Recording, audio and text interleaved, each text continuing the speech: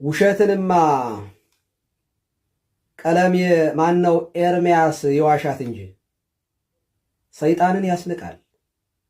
ከቀናት በፊት ላይቭ ከፍቶ ግትልትል ውሸቱን እየዋሸ እያለቀሰ እያነባ በቅድስት ኦርቶዶክሳዊት ተዋሕዶ ቤተክርስቲያንና በሊቃውንቶቿ ላይ ሲዋሽ ነበረ። ሕይወቱን በሙሉ እየመራ ያለው በውሸት ነው። ልመና በውሸት ነው። ገንዘብ የሚሰበሰበው በውሸት ነው። ትምህርቱ የውሸት ነው። ለማንኛውም እስኪ የዛሬ ግትልትሉን እንስማውና መቼስ መልስ እንስጥ እንጂ አብሮኝ ይቀድስ የነበረ በዚያን ቀን ነበሩ ካህናትና ዲያቆናት ሁሉ ጭምር ቁጭ ብሎ ተሰምቶ ነበር። እና እኔ ያለኝ ወደ ከተማ እመጣለሁ እንዳንተ ነው መሆን የምፈልገው ኤርሚ ያለኝ ቀይ ቆንጅዬ የሚያምር ወጣት አልኩ። ወንድሜ ድምፃዊ ወንድሜ ድምፁን ልኮልኝ ነበር። እንደው ቢኖር ፈልጌ እንደገና አሰማችኋለሁ አንድ ቀን ድምፁ ማለት ነው። አንድ ቀን የጥቅምት መድኃኔዓለም የአውራጃው ከተማ ላይ ክብረ በዓል ስላለ የአውራጃው ከተማ ላይ የት ሀገር ነው? እዛ ሄዶ እንዲቀድስ ተጋበዘ። እሺ፣ በጣም ድምፃዊ ነው። ከገጠር የአውራጃው ከተማ ቅዳሴ ቀድሶ ክብረ በዓሉን አክብሮ የሚበላውን በልቶ ጠጥቶ ሲመለስ ወደ የተቃጠለ ብሎ አለ። ቆይ አንዴ ቆይ ወንድሜ ደወለልኝ። ምናልባት ድምፁ ካለ እዚሁ ያሰማችኋለሁ። ቅዳሴ ላይ በጣም እንበይ እየመጣ ስለሆነ ሰርፕራይዝ እዚሁ ሊያሰማን ነው። እዚሁ ማስረጃ እጅ ከፍንጅ ላይቭ ላይ መጣ ማስረጃ። ያው ወንድሜ ሰምቶ ላከልኝ ቴሌግራም ላይ። ዋው ወንድሜን በሉት በመድኃኒት ማለት ነው። አበበ ጉልላት ይባላል። አብሮ አደጌ ነው። አበበ ጉልላት። ኦኬ፣ ዲያቆን አበበ ጉልላት። እሺ፣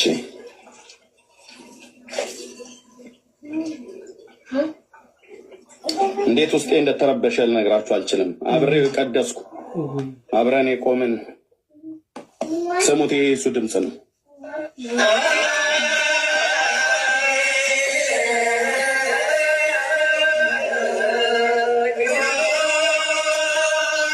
የሱን ሰሙታላችሁ። ቆይ አሁን የካህናቱ አብሮ ስላለ ነው።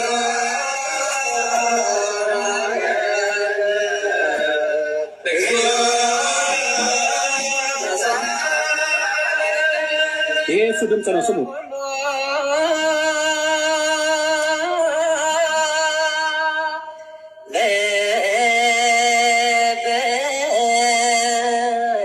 ወንድሜ ባሉ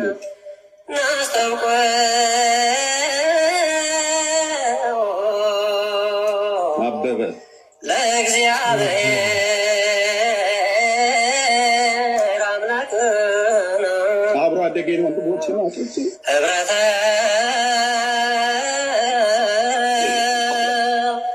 መንፈስ ቅዱስ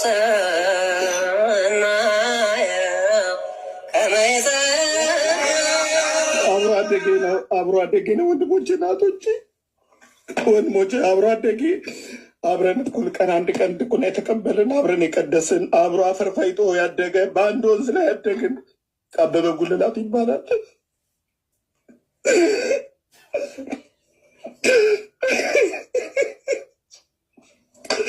አብሮ አደጌ ነው። ሳልቀብረው ወንድሜን ወንጌል ነግሬዋለሁ። ከተማ ስገባ እንዳንተ ነው መሆን የምፈልገው ብሎኝ የጥቅምት መድኃኔዓለም በሉት ቆንጆ የሚያምር ልጅ አልኳችሁ።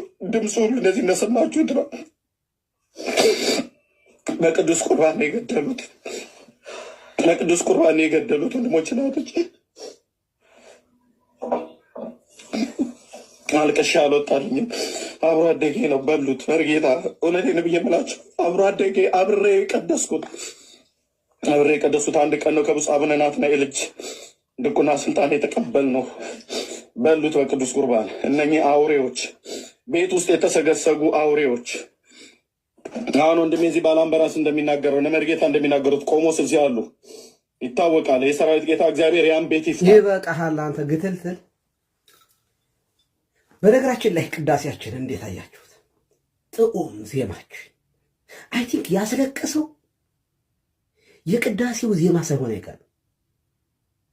ለማንኛውም ይሄ ዲያቆን እርሱ እንዳለው አብሮት ያደገ አብሮት የበላ አብሮ የጠጣ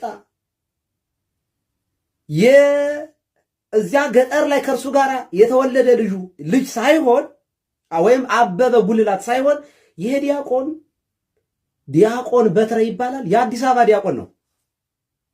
አብረውት የሚቀድሱት አባት ደግሞ መጋቤ ስብሐት አባ ገብረወልድ ይባላሉ። ላስ ቬጋስ ኪዳነ ምሕረት ናቸው ያሉት። ቅዳሴውን የቀደሱት ከዲያቆን በትረ ጋራ በስቱዲዮ የተቀረጹት ነው። ዩቱብ ላይ ገብታችሁ መጋቤ ስብሐት አባ ገብረወልድ ቅዳሴ በላችሁ ሰርች ብታረጉ ታገኙታላችሁ።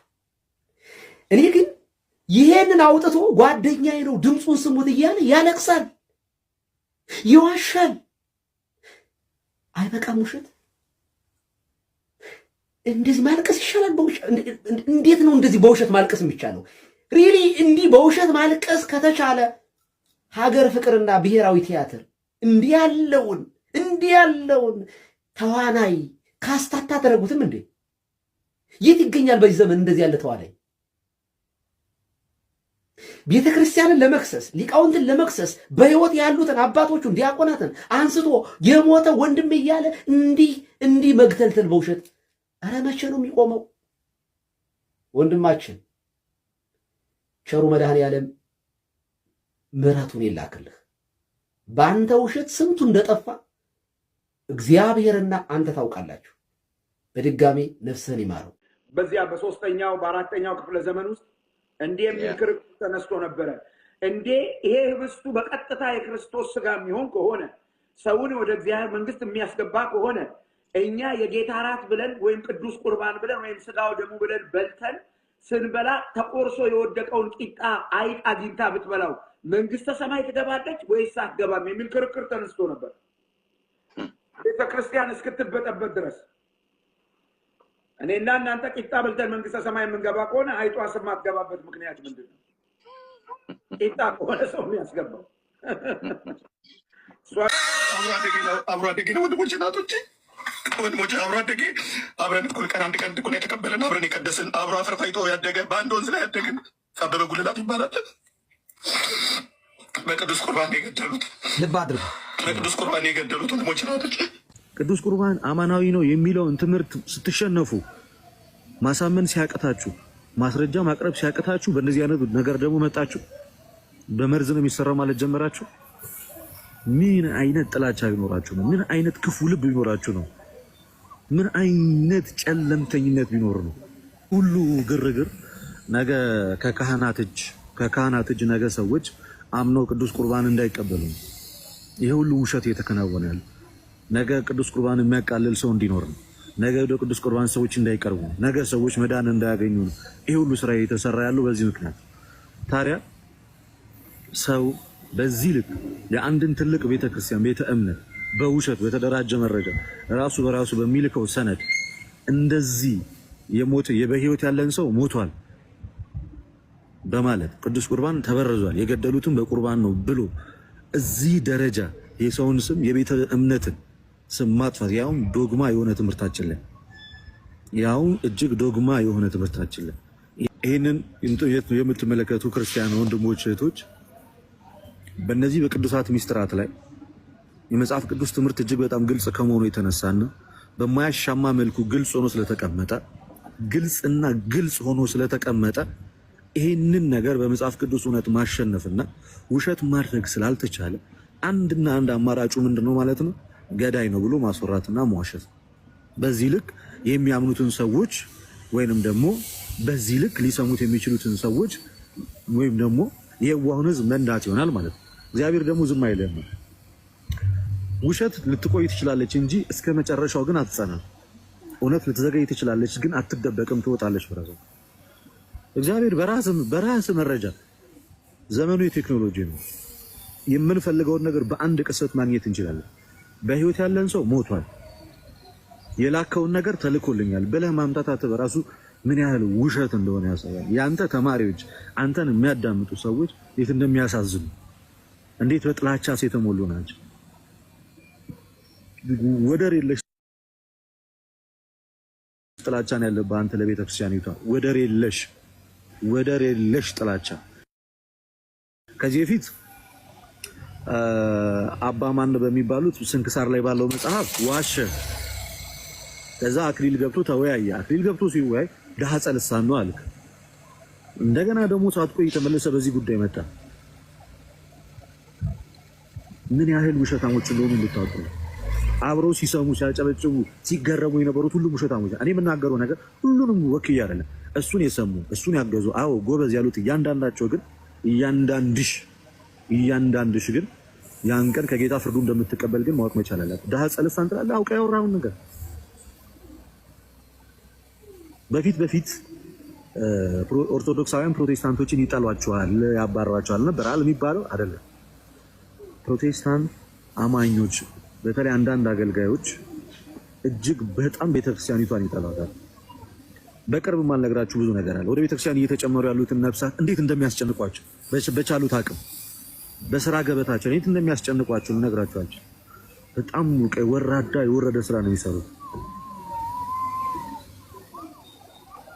ይሄ በጣም ነውር ነው እና ይህንን መረጃ ያመጣችሁ ውሸቱን ያጋለጣችሁ ሰዎች ማለት ነው እግዚአብሔር አምላክ ይባርካችሁ። አባታችን ቀሲስ ዲበኩሉ እግዚአብሔር ረጅም እድሜን ከጤና ጋር ያድሉት። በጣም ነው የምናመሰግነው። ሌሎችም ወንድሞች ይሄ ነገር እኔ ብቻ አይደለም ሌሎቻችንም በስፋት ልናወራበት የሚገባ ጉዳይ ነውር ስለሆነ ዮናታን እዚህ ከባድ ሚዛን ወንድም መጥቶልሃል። ከባድ ሚዛን ወንድም መጥቷል። ምን ጉንዳንና ዳ ምን አገባ? ዳ ካለው ዳነ የራስህ ጉዳይ። አሁንም ምን ይነግራል? ዳነ አው ጥቁር ጉንዳን ሰው ማን ላይ ነው የምታኮርፈው? ማን ላይ ነው ለምቦጨን የምትጥለው?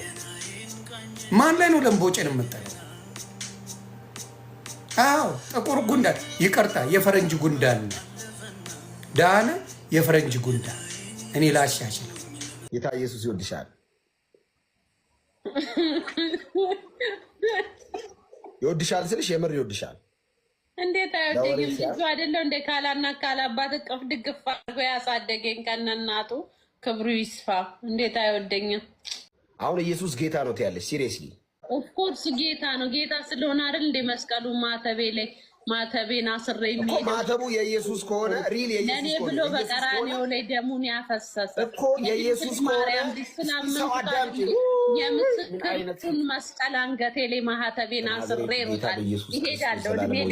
ይሄ መስቀል በነገራችን ላይ አንገቴ ላይ ጋይስ 10 ምናምን አመት ነው። 10 ምናምን አመት እኮ የኢየሱስ ከሆነ ኢየሱስን ለመጥራት ለምን ትፈሪያለሽ? ያረክሽ የምርም የኢየሱስ ነው። እስቲ ኢየሱስ በያ እንደ ኢየሱስ ክርስቶስ የድንግል ማርያም ልጅ አልኩክ እኮ ከዚህ በላይ ነው። በስቲ እንደ ኦፍ ኮርስ ለኔ ንጉሴ ነው። በይ ካፍሽ አውጥተሽ በይ እያልኩ እኮ ነው። ሆዴ አንተ ስሜታዊ አንዳንድ ብዙ ፕሮቴስታንቶች ከክርስቲያኖች የሚፈልጉት በነገራችን ላይ ይሄ ነው። ክርስቲያኖች በልባቸው ያለውን እምነት ትተው በአንደበታቸው ብቻ ስሙን እንዲጠሩ ማድረግ አላማቸውን በነገራችን ላይ እሱ ነው። ሰዎች ከልባቸው ክርስቶስ ኢየሱስን አውጥተው አንደበታቸው ላይ ብቻ እንዲያስቀምጡ ማለት ነው። ልክ ጌታችን ኢየሱስ ክርስቶስ እንደተናገረው ይህ ሕዝብ በከንፈሩ ያከብረኛል፣ ልቡ ግን ከኔ የራቀ ነው እንደሚል ልባቸው ከክርስቶስ ኢየሱስ ፍጹም ርቆ በከንፈር ላይ ብቻ ቁጭ ያለላቸው ሰዎች አሉ። እኛም እንደዛ እንድናደርግ የሚፈልጉ ማለት ነው። ልክ አሁን እዚህ ላይ እንዳደመጣችሁት ይህች እህታችን በጣም በተደጋጋሚ ጌታ ኢየሱስ ክርስቶስን እየጠራች ጌትነቱን እየመሰከረች ነው። ግን የወንድማችን የሚፈልገው ታዩ ልቧ ውስጥ ያለውን እምነት አልፈለገውም። አንደበቷ ላይ ብቻ እንድታስቀምጥ ነው የሚፈልገው። ተመክታችሁታል አይደል? ደጋግማ ስሙን እየጠራች ስሙን ለመጥራት ለምን ትፈሪያለሽ ይላታል።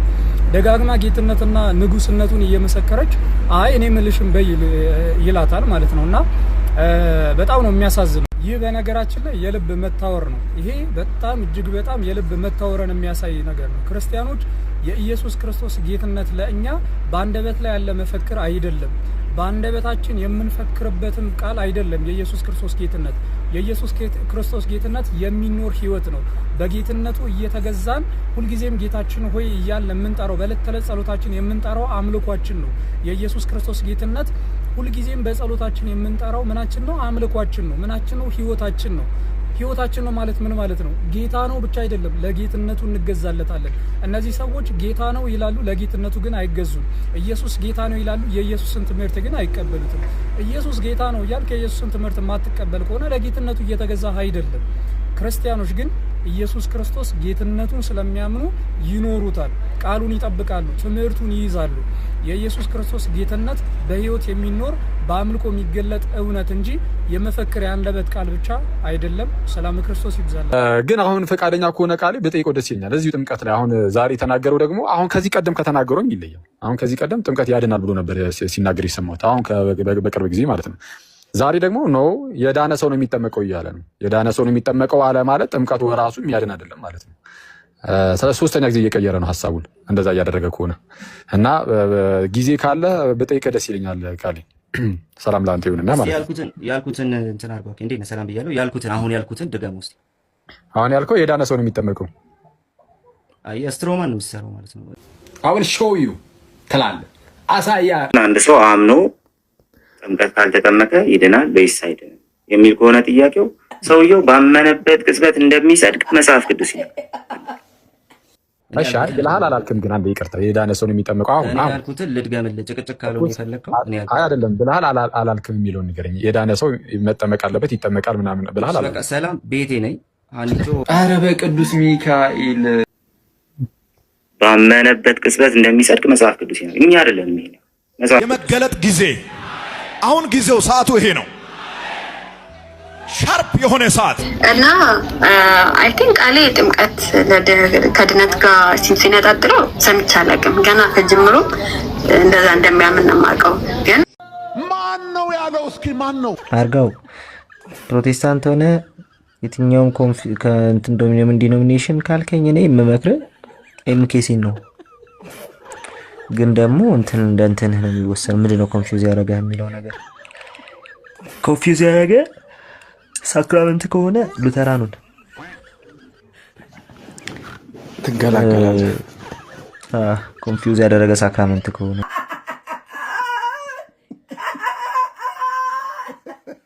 ፕሮቴስታንት ወንድሞቻችንና እህቶቻችን ኢየሱስን ሳታውቁ እንዳትሞቱ። ማንም እንደ ጳውሎስ ያለ ሃይማኖተኛ የለም። ጳውሎስን ያላዳነ ሃይማኖት አንተን ሊያድን አይችልም። ጳውሎስን ካላዳነ መርቆሬዎስን ጠቅላይ ሃይማኖት ጠቅላላ እስከምሰበሰብ ሊያድን አይችልም። ከዛ ጸጋ ግን ማንንም ሊያድን ይችላል። ማንንም ለመሰል ያንን አመፀኛ ደም አፍሳሽ ያንን አመፀ ታዳቢ ያንን ከኃጢአተኛ ዋና የሆነውን በደማስቆ መንገድ ላይ አግኝቶ በፍቅር የማረከ የእግዚአብሔር ጸጋ ይባላል። በመናፍቃን አዳራሽ የቅዱሳን ስም ተነስቶ ካልተሰደበ ወይንም ደግሞ ቅዱሳን ዝቅ ካልተደረጉ ማጨብጨብ ወይም የእግዚአብሔር ሰው እየተባባሉ እርስ በርስ መሞጋገስ አይኖርምና እንደተለመደው የቅዱሳንን ስም አንስቶ ያልዳኑ ለማስመሰል መሞከሩን ተመልክተናል ማለት ነው። ለማንኛውም ጳውሎስ ስለ ሃይማኖት ምን ብሏን የሚለውን ቀጥያ ያሳያቸዋል። አስቀድሞ ግን ሃይማኖት የእግዚአብሔር መገለጥ ነው። እግዚአብሔር በብዙ መንገድ ለአባቶቻችን ተናግሯል። በኋላም ደግሞ በልጁ ተገልጦልናል። ይሄንን መገለጥ ተቀብለን የምንሰጠው ግብረ መልስ ለምሳሌ አምልኮትን ጨምሮ ሃይማኖት ይባላል። የኢትዮጵያ መጽሐፍ ቅዱስ ማህበር መዝገበ ቃል ምን ብሎ ይገልጸዋል? ሃይማኖት የሚለውን እምነት ይልና ሃይማኖታዊ ስርዓቶችን ያጠቃልላል ይላል። ይሄንን ነው አያድንም እያለ የሚናገረው ማለት ነው። ከዛ ምን አለ መጨረሻ ላይ ጸጋው ነው የሚያድነው አለ። በጸጋው የዳነ ጳውሎስ ስለ ሃይማኖት ምን ብሏል? ቅዱስ ተክለ ሃይማኖትና ቅዱስ መርቆሬዎስ አልዳኑም ብለን እናምናለን? አናምንም።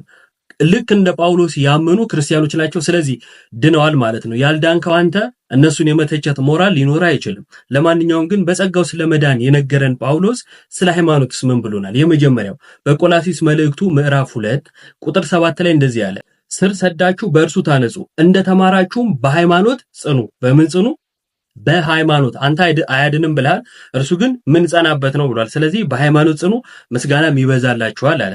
ቀጠለና በመጀመሪያው የቆሮንቶስ መልእክቱ ምዕራፍ 16 ቁጥር 13 ላይ እንደዚህ ያለን ንቁ፣ በሃይማኖት ቁሙ፣ ጎልምሱም፣ ጠንክሩ፣ በእናንተ ዘንድ ሁሉ በፍቅር ይሁን አለ። ስለዚህ ንቁ፣ በሃይማኖት ቁሙ፣ በሃይማኖት መቆም ያስፈልጋል ማለት ነው። እንደዚሁም ደግሞ በሁለተኛ ጢሞቴዎስ መልእክቱ ምዕራፍ 4 ቁጥር 7 ላይ እንደዚህ ያለ መልካሙን ገድል ተጋድያለሁ፣ ሩጫዬን ጨርሻለሁ፣ ሃይማኖቴን ጠብቄያለሁ። ስለዚህ ሃይማኖት የሚጠበቅ ነው። እነዚህ ሰዎች ስለ ሃይማኖት ምንም አይነት ዕውቀት የላቸውም። በየአዳራሹ እየወጡ ግን ሃይማኖት አያድንም የሚል እየያቸውን ያሰሙናል ማለት ነው። በመጨረሻም ይሁዳ በመልእክቱ ላይ እንዳለ ስለ መዳናችን ጻፈልን። ስለምን? ስለ መዳን ሲጽፍ እንዳለ ወዳጆች ሆይ ስለምንካፈለው ስለ መዳናችን ልጽፍላችሁ እጅግ ተግቼ ሳለው ለቅዱሳን አንድ ጊዜ ፈጽሞ ስለተሰጠ ሃይማኖት እንድትጋደሉ እየመከርኳችሁ እጽፍላችሁ ዘንድ ግድ ሆናል። ስለዚህ ግድ የሆነበት እርሱ ምንድነው? ስለ መዳናችን ሲጽፍ ስለ ሃይማኖት መናገር። ይሄ ሃይማኖት ደግሞ ለቅዱሳን አንድ ጊዜ የተሰጠ ነው፣ የምንጠብቀው ነው። ይሄን ሃይማኖት እወቁት ፕሮቴስታንት ወንድሞቻችንና እህቶቻችን። ኢየሱስን ሳታውቁ እንዳትሞቱ። ቢመስለኝም ሌቱ ፍጹም የማይነጋ ተቆልፎ የሚቀር በሩ እንደተዘጋ እርሱን ተስፋ አድርገው ባመንክበት ጽና። ቀናለው እግዚአብሔር ያደርግሃል ቀና። ቀናለው እግዚአብሔር ያደርግሃል። በኦርቶዶክስ ቤተክርስቲያን 6666 ጊዜ ነው ኢየሱስ የተገረፈው ይላሉ። እዛው አባ ኤፍሬም የሚባሉ የነሱ ቄስ ምን አሉ? ግርፋቱን መቁጠር ይቻላል አሉ። ጥዝጣዜው ግን እንዴት ይቆጠራል? የማይቆጠር ህመም ኢየሱስ ተረክቧል። ኢየሱስ ክርስቶስን አታውቅም ብላችሁ ያማችሁበት አዳራሽ ላይ ኢየሱስ ክርስቶስ የተቀበለውን መከራ ለመግለጽ ምንጭ የኦርቶዶክስ ቤተክርስቲያን አባቶች መሆናቸውን የራሳችሁ ፓስተር ዛሬ አሳይቷቸዋል። እመኑኝ፣ ፕሮቴስታንቲዝም እያበቃለት ነው። ፕሮቴስታንት ወንድሞቻችንና እህቶቻችን ታላቁም ታናሹም ሁሉም ቅድስት ቤተክርስቲያን ወይ ማሪን ሳናውቅ ነው የወጣ ነው እያሉ የሚመለሱበት ዘመን እጅግ በጣም ቅርብ ነው። ፕሮቴስታንቲዝም ያበቃለት። ወደዚህ እኔና መልእክት አለኝ። የሰማይና ምድር ጌታ እግዚአብሔር ቆም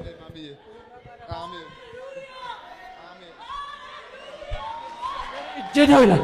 የእግዚአብሔር እጅ የኔ እጅ ነው ይላል።